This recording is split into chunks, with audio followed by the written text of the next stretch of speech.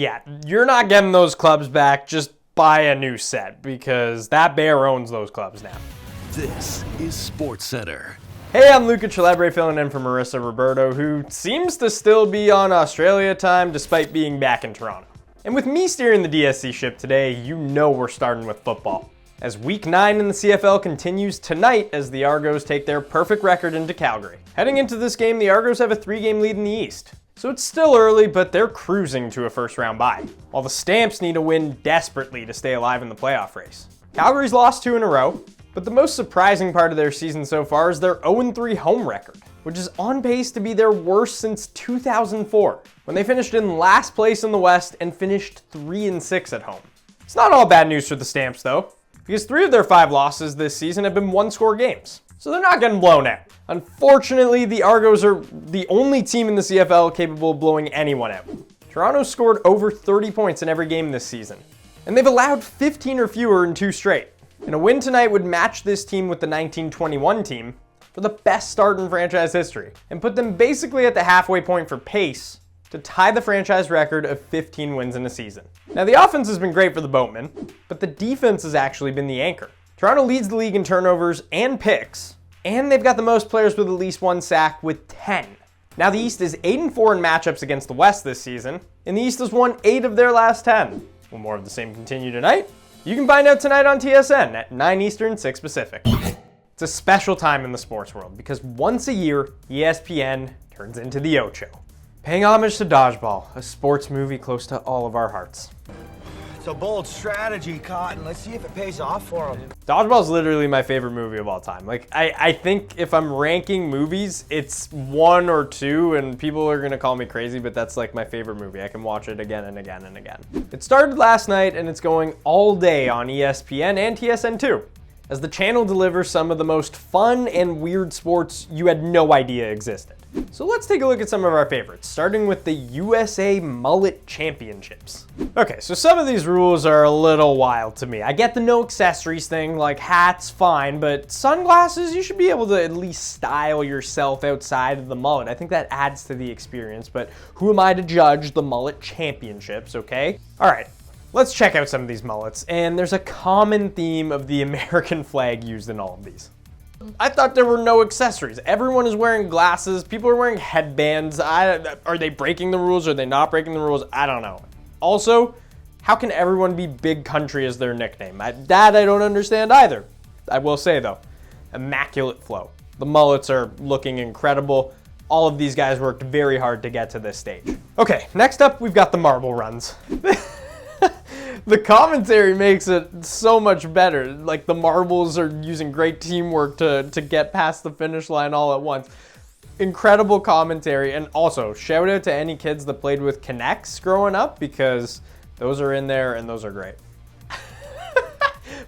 Poor Oceanics should have the advantage in the underwater event, and they finished last again. That you just hate to see it. Also, the trophy looks really nice. I understand why this is such a big event. Now, we were going to show you the Microsoft Excel races, but it was literally just a spreadsheet updating, as you can see here. Like, what even is this? I don't get this. And we finished with one I think I could legitimately dominate in. This is World Chase Tag, and it's everything you've ever wanted in a game.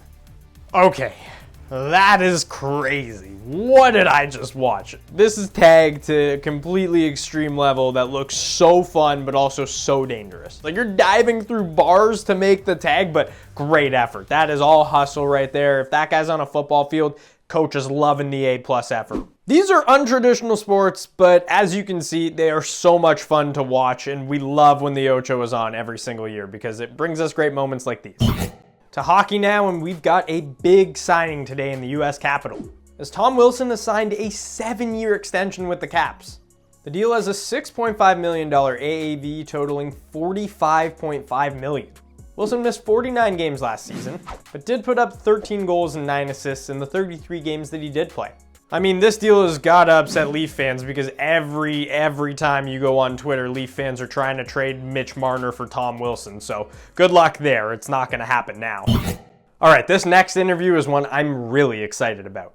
Because not only was this guy the first Canadian to win the Canadian Open since 1954, but he did it in the most dramatic way possible. And since Eric Kirk is arguably the second best golfer on staff, sorry pal, no way you're better than Cam.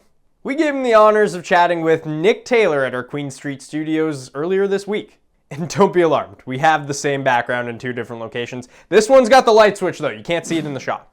Ladies and gentlemen, my name's Eric Kirk. Welcome to Fast Five. I am here with your 2023 RBC Canadian Open champion and fellow Canadian, Nick Taylor. Nick, how's it going? It's going great. Thank you. Happy to be here. Awesome. So we'll start off pretty easy for you. Obviously an epic 72-footer walk-off. How has your life changed since you nailed that putt in overtime against Tommy Fleetwood on 18?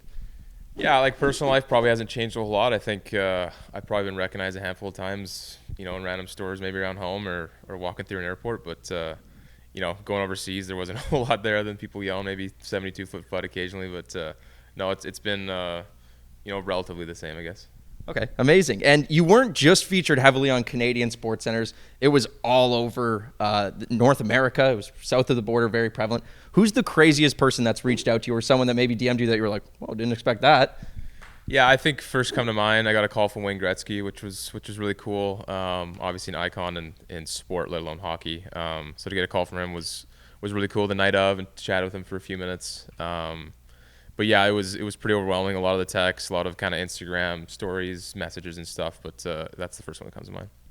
And I was actually on the green when you hit that putt, and out of the corner of my eye, just caught it on camera. Your good friend Adam Hadwin getting hit by security. You've probably seen the video a million times, but what was going through your head in the moment when that happened? I caught it out of the corner of my eye, and I've seen the replay of, I gave it a second thought and then just went back and, we're good friends with the Connors as well, and Corey swooped in for a big bear hug when it happened too. So he didn't seem to care about Adam's hit either. But no, it was a pretty funny moment. Awesome. And you actually made the switch to claw earlier. I myself am a fellow claw putter, definitely not nearly as good as you are. Yeah. But what have you found the biggest difference in nailing these long hits, or even just getting close to your target on these long putts when you've made the switch? Yeah, I made the switch in January to kind of start off this calendar year, and there's a few reasons why we did it with my coach, but I think the feel of long putts, obviously on that one, but over the course of the season, I feel like I've made longer putts because my speed has just been better. And yeah, so it definitely panned out on that long one. Awesome. And then a couple of us on the bar down crew, we went out and we played Oakdale before you guys for a quick round, and none of us did well. But we're all chirping each other saying, could any of us replicate your 72-footer? If I'm going in there, reading those greens, controlling the weight, what's your best advice for a quick putt to see who can get the closest? Probably hit it harder than you think. Looking back with some of that rain up the hill, it was, you had to hit it way harder than you thought. And I think, at the time I had some of the playoff holes to kind of have some feel, but I knew in the back of my mind I was going to be slower than probably even that I thought. So again, to have perfect speed in there was a borderline miracle. So it all panned out. Awesome. Well, thank you so much for joining us, Nick. Good luck on the rest of the tour, and we'll see you soon, hopefully. Thank you. Thanks for having me. Thanks. Now, since Nick gave us the advice on that 72-footer, we sent our guy, Daniel Pignataro, down to Oakdale to try to recreate the magic. We gave him 100 attempts and asked some of our staff to guess how many attempts it would take him to make the putt. I gotta say, some of our staff really thinks Pigs is a better golfer than he is. I went with 38. Matty Highlights went with 1. I don't think anyone on our staff could do it in 1. Thanks, Eric. We're here at Oakdale Golf and Country Club, the site of Nick Taylor's historic putt to win the Canadian Open. As you can see, we have the pin in today where he hit the putt, signed by him, the flag itself. So I'm going to try to recreate this thing. Let's see how I do. Please go.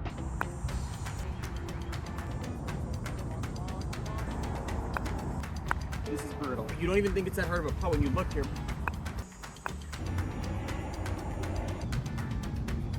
Please go. Okay, we're at 90 shots now, 90 putts. They say champions are made in the fourth quarter. This is my fourth quarter. We're down to our final ball. I'm hoping we can get a blessing from Nick Taylor himself right here. That one's got a shot. Come on! All right, 100 tries to hit Nick Taylor's shot. Couldn't get it done. As you can see, it's way harder than it looks, so I guess I just gotta keep trying to practice. Time now for our newest segment. This is For the Win, presented by DoorDash. And we're heading to the majors, where Slade Ciccone earned his first career strikeout in a very odd way.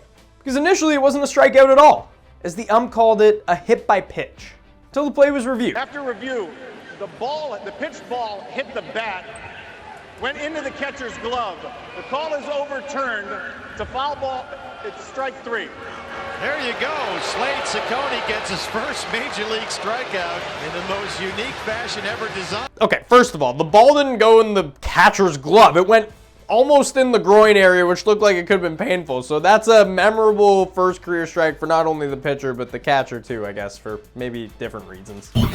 Now joined by Tamika Nurse to talk some WNBA bets. Great to see you. Hi, thanks for having me again. So it seems like it's been a common theme all year that this season is about two teams, the Aces and the Liberty.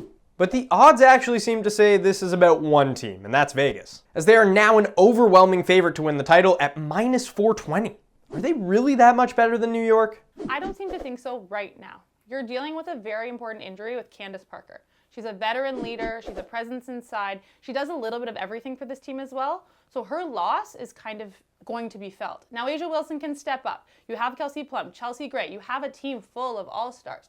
But to say that they're that far ahead of the New York Liberty without Candace Parker, I'm just not sold on it yet. These two teams go head-to-head Sunday in New York in what many are calling a WNBA Finals preview. If the Liberty are going to have a shot this weekend and potentially in a finals matchup, what is their blueprint for success against this Vegas team? Breanna Stewart. A little bit of Sabrina Ionescu. I think they're peaking at the right time, and that's what's most important for New York. If you watch them at the beginning of the season, there was a little bit of struggles. Each player trying to find their place. Now you've got Sloot dishing the ball off to two very good scorers in Stewart and Ionescu, and it seems to be gelling when it's supposed to. Tamika, a pleasure as always. Thanks so much for having me. That's all for today. I'll be right back here tomorrow for all of your Women's World Cup highlights as the round of 16 officially kicks off.